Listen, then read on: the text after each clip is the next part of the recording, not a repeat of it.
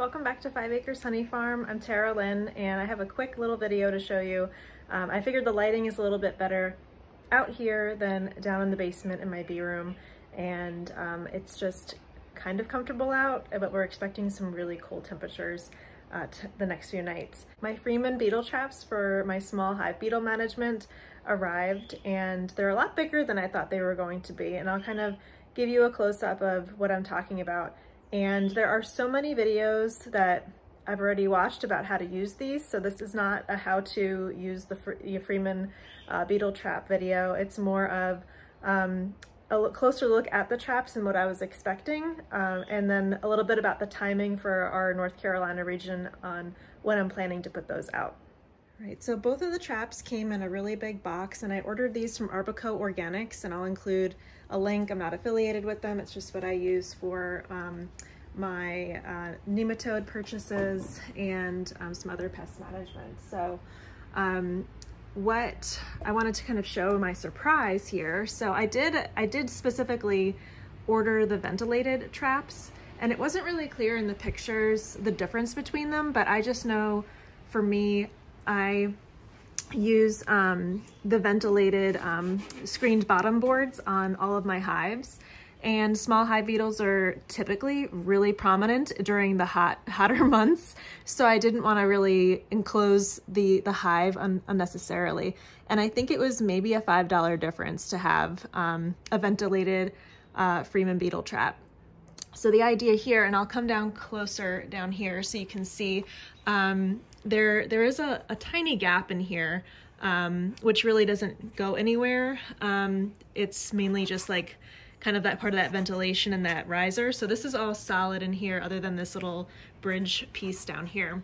So the hive would sit right on top, and this would be your typical hive entrance. So you can put your standard 10 frame entrance reducer right on here. So they also sell an 8 frame, but I run 10 frames. So what is kind of cool, so you can see also like over here, this is where that ventilation part comes in. So this is all screened across, and this tray pops out. And this is where, if you watch some videos or if you've already used these before, this is where you put your oil and water solution in here, and then you just pop it in.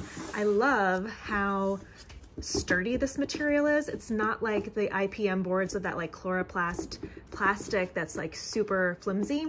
This is really, really firm, hard molded plastic. So that I was really surprised about. The height of this I was very surprised about. I mean, it's almost, I didn't measure it, but this is pretty much like the height of a medium. So it's almost like adding a whole nother medium of height to the hives. So that's something that I need to consider, because the hives grow so tall in the apiary where I put the hives that have had the hive beetle problem. So that's something I'm going to consider as I get their hive stands updated, so that way I won't have to make any adjustments during the heat of the season when the hives are at their largest. I can actually just get it set up now when the hives are at their smallest. I don't plan on putting this trap on until summer, probably July. That way it'll be like a good preventative, because I really started to see the beetles in September.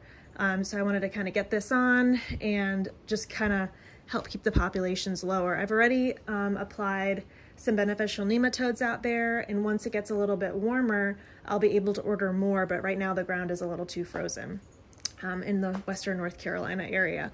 So these are the little beetle traps, so I'm gonna get those put into storage, but I just wanted to share that quick kind of surprise about these. And again, I will link the products in the description, and again, not affiliated.